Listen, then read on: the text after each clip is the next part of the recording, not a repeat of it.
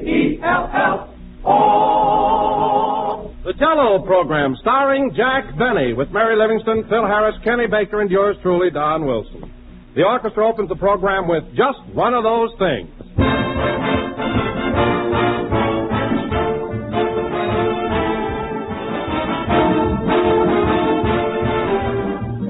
Ladies and gentlemen, it may be perfectly true that a rose by any other name would be as fragrant, but if you didn't know what to ask for, you'd never get to enjoy it. So a name is important. It's mighty important, whether you're buying flowers for fragrance or desserts for flavor. That's why we urge you to look for the name Jello whenever you're buying a gelatin dessert, because that name is a trademark. It's the property of General Foods, and it tells you that here is the real thing, the one and only Jello. If you hear any other dessert called Jello, you'll know that's incorrect, for there is no other Jello. And you'll find it's worthwhile to insist on Jello because Jello brings you delicious, extra-rich fruit flavor. It's put there by a special process, and it's sealed right in so it can't get out. Strawberry, raspberry, cherry, orange, lemon, and lime, all six have this extra-rich goodness that makes Jello America's favorite gelatin dessert. So look for those big red letters on the box. They spell Jello.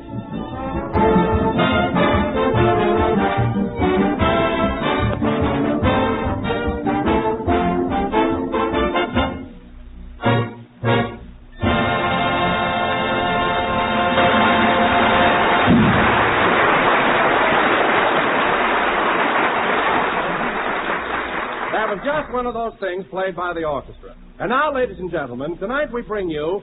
Oh, just a moment, folks. Mary, where's Jack? He'll be right in. He's in the next room sending a telegram. Oh, he's been in there 10 minutes. What's it all about? I don't know. Jack said it was none of my business, so let's open the door and listen. Oh, I wouldn't do that, Mary. It isn't cricket. We're not in England now. Open it up, Mary. Okay. Gee, he looks mad. Operator, will you please pay attention? I asked for Western Union. You gave me the Plumbers Union 3 times. I did? Yes, I'm not a plumber. I don't know a plunger from a trombone. Now, will you please get me Western Union? All right, handsome. Handsome? Well, you can't even see my face. Well, I can dream, can't I?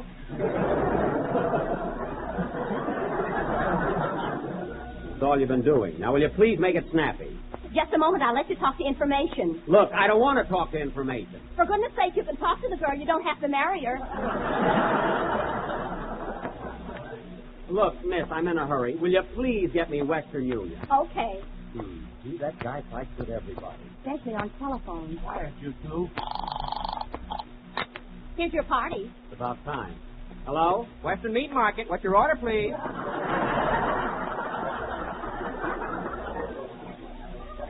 I'd like a pound... Hey, wait a minute. I've got the wrong number. Operator. Number, please. Look, operator, this is Old Faithful talking. Now, if it's all right with you, I'd like to send a telegram. Oh, you want Western Union? Yes, and congratulations. This is the longest conversation since Cohen on the telephone. Now, look, operator, it's the last time I'm going to... Hello, this is Western Union. What? This is Western Union. Well, for heaven's sake, it's sure good to hear your voice. How are you? Oh, hello, Joe. When did you get in town? I'm sorry, miss, but I'm not Joe. Look, I want to send a wire to Fred Allen, New York City. Oh, so that's the big mystery. This ought to be good. You get the name, miss? Fred Allen. Allen, how do you spell it? A as in anteater, L as in liar, another L as in leech, E-N. Now, here's the message. Dear Mr. Allen, heard your program again last Wednesday, and this is your final warning. Oh, did you hear him, too? I thought I'd die when he said Jack Benny was a male impersonator.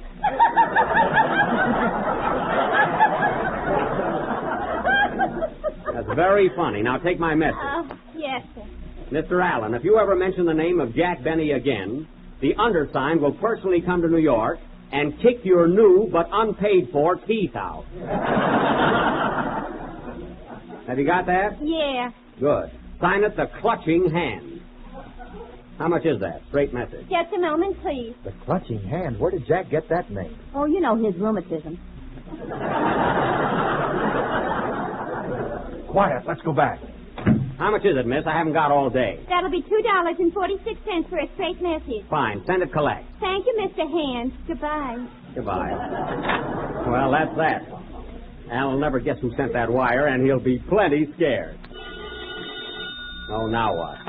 Hello? Hello, I got Western Union for you. I just talked to Western Union. Young lady, how do you keep your job anyway? Well, right now I'm sitting on the boss's lap.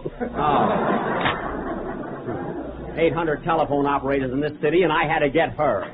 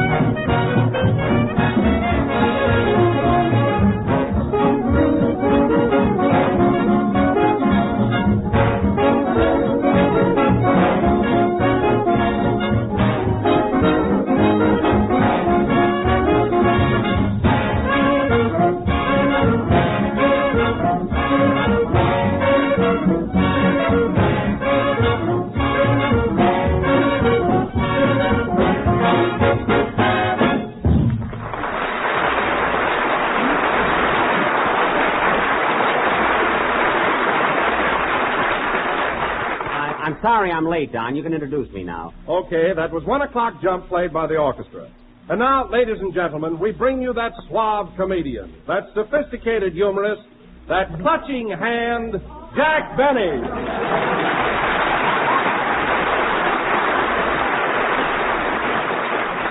Hello again. This is Jack Benny talking. Clutching hand. Don, what's the matter with this gang anyway? Can't I even make a telephone call without everybody eavesdropping? Well, Jack, it really wasn't my idea. Oh, it wasn't? No, I thought of it. You know me, I'm just a spy at heart. Oh, you are? Well, listen, Matta Harris.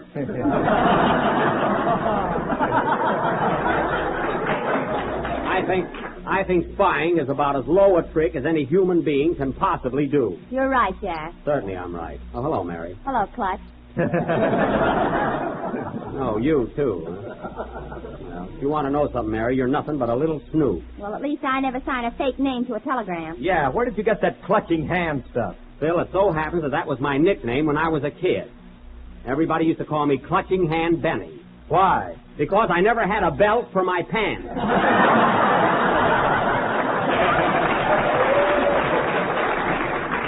That's why.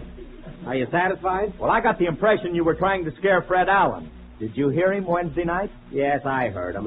Every week I get the same question. Well, I tuned in last Wednesday, and I thought he was exceptionally amusing. Amusing? Don, I've listened to seashells that were more entertaining than Allen.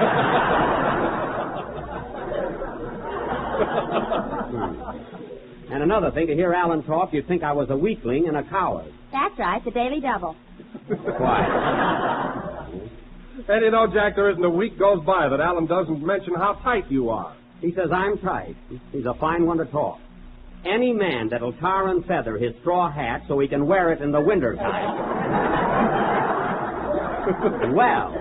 No kidding, Jack. Is he really that stingy? Stingy? You want to hear something, Don? I went over to his house one day and caught him painting cheese on mouse traps. Isn't that awful, Mary? Starving a poor little mouse. Well, I never saw a fat one in your house. Is that so? I've got several with double chins. Anyway, let's drop, Al, and talk about something a little more pleasant. Well, speaking of something pleasant, I've some good news for you, Jack. You have? What is it, Don? Well, Phil tells me he's not going to leave our program after all. Really? Why, Phil, what caused this sudden change in your plans? Well, Jack, I thought the whole thing over. And after all, you've always been a regular guy with me. Mm-hmm. And you're a pretty sweet fellow to work for. Mm-hmm. And besides that, I had a little trouble with my sponsor. Oh, I thought it was something like that. What happened between you and the Bubblegum King? There. Well, just as we were signing a contract where I was to direct the 90-piece symphony orchestra, they threw a net over him. Oh. I thought there was something crazy about that guy. Gee, Phil, didn't you suspect anything? Well, no, I thought he was all right. So one afternoon, we'd just finished a rehearsal. Uh-huh. And the sponsor said to me, "Can I take you home? I got my elephant waiting outside." An elephant? He must have been batty. Say, Mary, you had lunch with him a couple of times. Didn't you notice he was nuts? I'll say. He used to order fruitcake and laugh at us. Well, Phil, all I can say is I hope you've learned a lesson and be satisfied to work for a nice fellow like me. Oh, hello, Kenny. Hiya, Jack. Hey, Jack, you want to hear something funny? What is it, Kenny? I was in the restaurant across the street a few minutes ago, and you know they got a new waitress there. Yeah? So I ordered a cup of coffee, and then I got to talking to her. Uh-huh. And I finally made a date to take her out tonight. Oh, boy! Well, what are you laughing at? Boy, is she homely!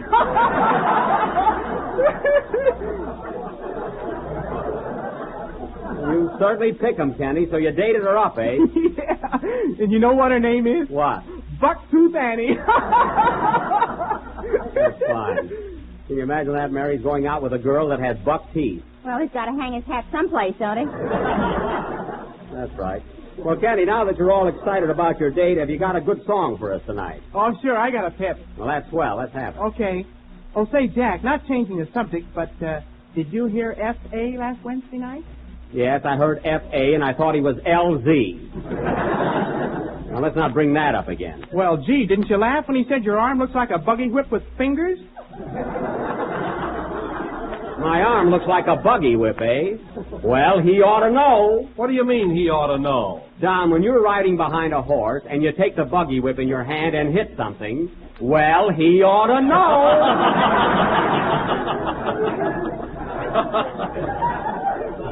And now, Kenny, if you're ready, you may go ahead with your song.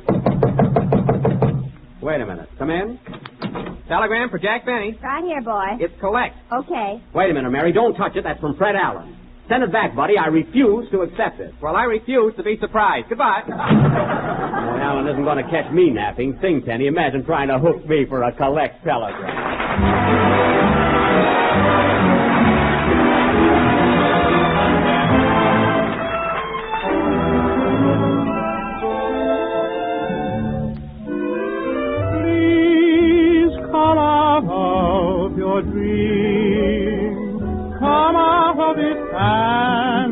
Come into my arms.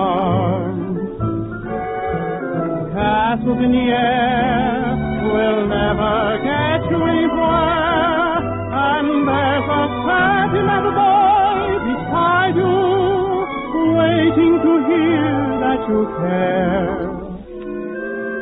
While the moonlight is bright, get into it, make the most of its life. Tell me with a kiss that you're as thrilling as you seem. Oh, please come out of your dream. You're standing so near me, and yet you seem a million miles away. Are you too far to hear me when my heart has so much to say? While the moonlight is bright, get into it, make the most of its light. Tell me with a kiss that you're as thrilling as you seem. Oh, please come out of your dream, my love.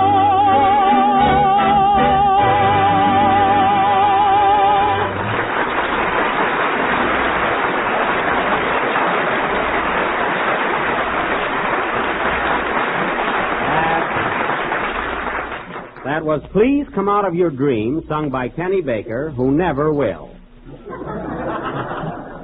That was really beautiful, Kenny. Gee, some night I wish you'd sing 5 or 6 numbers on our program. I better get 5 or 6 checks, too. All right, Kenny, I was just paying you a compliment. What a gang. And now, ladies and gentlemen, for our feature attraction tonight... Some compliment.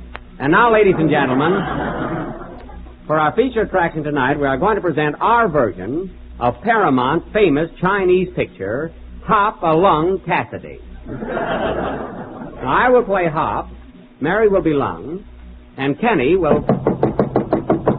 Pardon me, folks. Come in. Oh, it's you. Hello, Aubrey. Hiya, Chief. Everything's okay outside. How's it going in here? Oh, everything is fine, Aubrey. Just keep your eyes open, that's all. I got you, Chief. Ready to go home now? In a little while. Oh, fellas, this is my bodyguard, Aubrey Mulligan. Your bodyguard? Yes, I just hired him today. My goodness, Jack, what do you need a bodyguard for? Somebody's got to help him find his glasses. That's not the only reason, Mary. I figured that Alan might send some thugs out here to get me, and I want to be ready. Thugs, eh? Then you're not scared of Alan personally, is that it? Listen, Phil. Why should I be scared of a fella who's so frail that he has fainting spells at least 3 times a week? Fainting spells? Yes. You know how Alan talks through his nose? You think that's adenoid, don't you? It is adenoid. It is not. That obstruction in his nose is built-in smelling salt.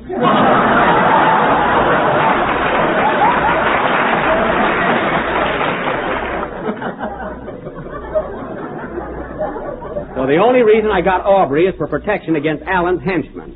Aubrey, sit down here and wait till the program is over. Okay. Hey, Chief, how about giving me a knockdown at the dame? Oh, yes. Yeah, this is Mary Livingston. Hiya, babe. What you doing tonight? Nothing. You want to shoot some pool? Mary, that isn't nice. Now, Aubrey, besides being a bodyguard, there are a couple of more things I want you to do for me, and they're very important. Oh, by the way, can you read? In a pinch, Chief, in a pinch. Well, wait a minute. I got to find out right now. Oh, Don, give him that piece of paper you got there, will you? Okay. Go ahead, read it, Aubrey. The whole thing? Yeah, the whole thing. Go ahead. Okay. It says here, ladies and gentlemen, the next time you're in a mood for a delicious and tempting dessert, why don't you go to your nearest grocer? Pardon me, Aubrey. That's not temptating. It's tempting. Yes, yes. Okay, tempting. And ask them for a package of Jello. It ain't only easy to make, but it's economical as well. Economical? That's not economical. It's economical. Stop butting in or I'll lay one on you.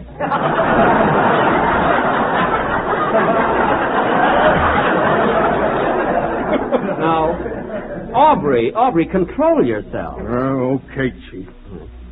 It ain't only easy to make, but it's economical. You want to make something out of it? Aubrey, please. It comes in 6 delicious flavors. Strawberry, raspberry, cherry, orange, lemon, and limb. Blind. But it was pretty good, Aubrey. Now, just stay around till after the program, and you can take me home. And now, ladies and gentlemen, as I started to announce before, tonight we're going to present... Pardon me, I'll take it. Hello? Hello, Mr. Benny. This is Rochester talking. Oh, what do you want? A telegram just came to the house for you. $8.80 collect. Well, don't accept it. That wire's from Fred Allen. He sent it to me for a gag. Well, he must be laughing now. I paid for it. Paid for? Where did you get $8.80? I ripped open the mattress and dipped into your reserve fund. Oh, you did, eh? Well, stay away from there. Incidentally, I've been missing a lot of bills lately, so I wish you'd stop making my bed with a vacuum cleaner. Now, keep the telegram. I'll read it when I get home. Okay. Oh, now hop in the car and pick me up. I'll be ready in about 15 minutes. I ain't going near that car, boss. Why? What's the matter with it now? Well, every time I step on the starter, the headlights change places. Oh, are they doing that again? Well, what happens when you use the crank? Coffee comes out. Now, that's just a big lie. Well, never mind. I'll take a cab home. Okay. So long, boss. So long. Oh, say, boss, I think you better come home right away. Why? Is there anything wrong? Well, there's a man been prowling around the house all day, and now he's in the backyard. In the backyard. Oh, I get it. I'll be right home, Rochester. In the meantime, do something to keep that man there. Shall I throw in some silverware? No!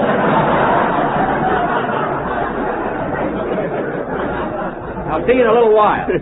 Hey, fellas, I'm going to run along now. Rochester tell me there's someone prowling around my backyard. I bet Alan's got something to do with it. That's what I think. Come on, Aubrey. Here's your chance. Okay, Chief. Wait a minute, Jack. I'm going with you. Nothing doing, Mary. There might be some rough stuff, and you're liable to get hurt. Go on. I can run as fast as you can. Well, all right. Come on. Let's go, Aubrey. Follow me, Chief. I'll take you home in my car. Okay. Come on, Mary.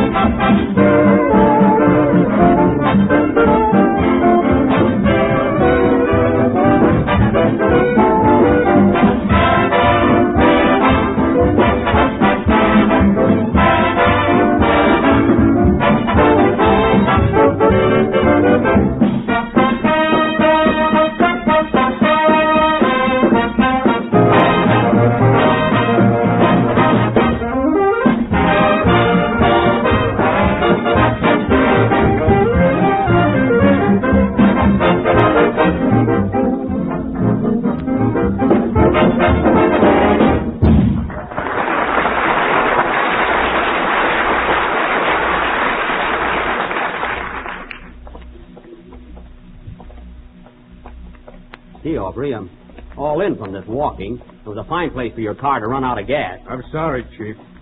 Gee, are you sure you ran out of gas, Aubrey? Gee, the gauge said full. I said I was out of gas, didn't I? Yes. Yes. Yes. When you're out of gas, you're out of gas. I know, but I wanted to get home in a hurry. Oh, Jack, we've only got 5 more blocks. 5 more blocks, my feet are killing me. Say, Aubrey, why are we walking down such a dark street? See, the main boulevard is only 2 blocks away. It's more romantic here. Oh.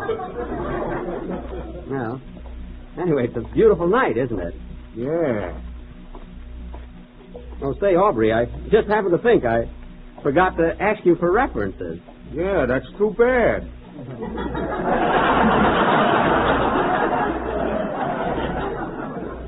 Yeah. Are you worried, Jack? No, I'm not worried. I'm just tired. Say, Jack, get a load of that tough-looking guy coming towards us. Where? Oh, yes. Hello, Mulligan. Well, as I live and breathe, if it ain't the doctor. Doctor? Say, Chief, I'd like to have you meet a friend of mine, Dr. Thorndyke. Oh, glad to know you, Doctor. This is Mary Livingston. Pleased to meet you. How do you do? Funny-looking doctor. Are you going our way, Doc? Yeah, I find the night air most beneficial and soothing. So I might as well walk along with you guys. Do you mind, Chief? No. Come right along, Dr. Thorndyke. Well, yes, sir. Do you live in this neighborhood, Doctor? I ain't talking, buddy. Oh. Well, what kind of a doctor are you? He's a swell surgeon. A surgeon? Yeah, what's the matter? Don't you like it? Oh, yeah. Some of my best friends are surgeons. Say, Jack, I don't think he's a doctor at all. Look at that bulge in his coat pocket. Oh, that's just his handkerchief. Well, it's got a trigger on it. Yeah. Well, gentlemen, this walk is very invigorating, isn't it? It sure is. Oh, Jack, here comes another guy. Oh, my goodness. Well, if it ain't Aubrey Mulligan and Doc Thorndyke. Hello, Professor Kingsley. Professor? Kingsley, yes. Well, ain't this a coincidence? Oh, Professor, this is Jack Benny. Well, how do you do, Professor? Hiya, buddy. Who's your scout? Just call me Livy the Lug. Mary. Well, fellas, I hate to be rude, but I think I'll run ahead. I'm quite anxious to get home. No, you don't, Chief. Hey, Professor, you want to take a walk with us? Sure. I find the night air most beneficial and soothing, so I might as well walk along with you guys. Well, beautiful evening, isn't it, Professor Kingsley? Huh? Yes, and nuts. That's good. Huh? Say, Jack, get a load of the professor's cauliflower ears. Well, maybe he teaches boxing. Who knows? Huh? Well, Aubrey, another couple of blocks and we'll be home. Safe and sound, huh, Aubrey? Yeah. Do you think it's dark enough here, Professor? Well, what do you think, Doctor? I think it's okay. Gee, it's swell. It's night air, so beneficial and soothing. Isn't it, fellas? Yeah. All right, buddy, stick 'em up. What? You hold me up with your hands. Why, Aubrey! You can run along now, lady, and if you open your trunk to anybody, we'll butt this here guy off. Yeah, don't talk. Okay. So long, fellas. Goodbye, Jack. I'll see you tomorrow if I don't talk. All right, boys. All right, you put one over on me. All right, here's my dough. Now leave me alone. Hey, that's a beautiful watch, ain't it, Aubrey? Yeah, you take it, Doctor. I forgot to send you something for Christmas. Sentimental, fellas, anyway. Shut up! All right, boys. All right, you got my money and watch. Now, please, let me go. Oh, no, we ain't taking no chances. Off with your pants. My pants? Gee whiz, fellas, we're in Beverly Hills. Grab hold of them, Doc. We'll rip them off. Oh, Jack, come Come on, on. fellas.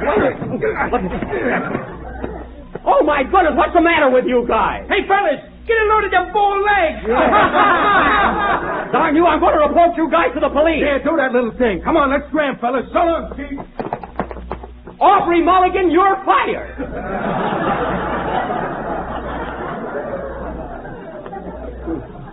It's a fine thing. Yeah, on the street here in my BBD. Oh, well, I've only got another block to go, so I'll run home. Gee, I'm so embarrassed. Hello, Jack. Hello, Barbara. Oh, my goodness, of all times to meet Barbara Stanwyck. Oh, Rochester! Rochester, open the door!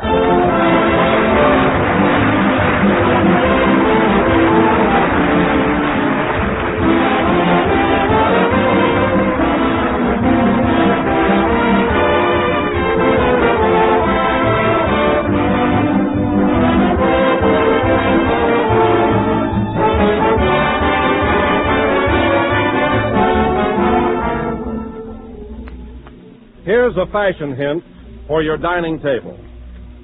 You all know how a touch of bright, gay color can dress up a plain costume. Well, a bright, cheerful dessert can dress up a plain meal and make it mighty festive. And here's one you'll want to try. Apricot pecan layers, a swell, colorful combination of orange Jello and canned apricot. And you make it like this. First, arrange 6 halves of canned apricots in a mold. Then dissolve 1 package of orange Jello in a pint of hot water and pour the Jello carefully over the apricots. Sprinkle with a 1/4 cup of broken pecan meats and chill until firm. Believe me, there's a picture. Fruit-rich, shimmering orange Jello with cheerful as spring sunshine, with delicious apricots held firmly inside that glowing mold. Just try it yourself. It's a grand dessert. Ask your grocer tomorrow for orange Jello and treat the family to apricot pecan layers. And for that delicious extra-rich fruit flavor, just be sure you get genuine Jello.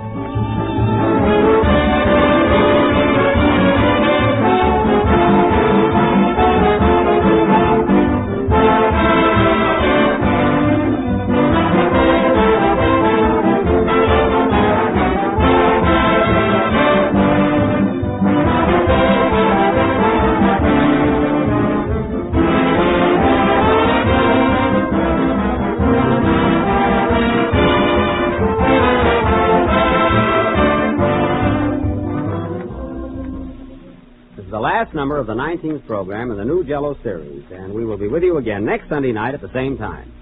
And now, ladies and gentlemen, I would like to take this opportunity of thanking all of my listeners, as well as the radio editors and critics throughout the United States and Canada, for the lovely tribute they paid the Jello program, members of my cast and myself, in the recent polls conducted by the New York World Telegram and the Radio Daily.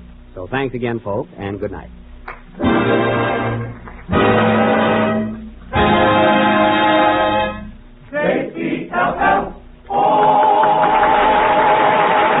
Kenny Baker appears on the Jello program through courtesy of Mervyn LeRoy Productions. This can't be loud. It's from the boys from Syracuse. This is the National Broadcasting Company.